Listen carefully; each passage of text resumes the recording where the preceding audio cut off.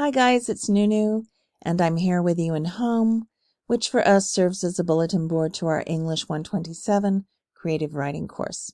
All right, what do we have in Home? We have my Zoom office hours, Tuesdays and Thursdays, 1 to 2 p.m., and by request via the Canvas inbox. And we have the directions for how to reach me via Zoom. You click on this URL during office hours, okay? All right, please don't hesitate to request a video conference if you need one. I'm over here in the inbox, all right?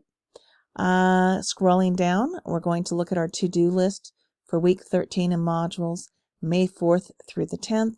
We have 4 items on our to-do list. We have Where Are You Going? Where Have You Been? The 1966 short story by Joyce Carol Oates. We have Pop Writing 2. We have Journaling About Lolita, 1955 by Vladimir Nabokov, and 15 points. Part 2, chapters 18 through 22. And a request to submit any late work. Okay, quick note to you. I have been reading the latest Lolita journals. I had some illness in my family, minor, and I did not comment on them yet. I will do so.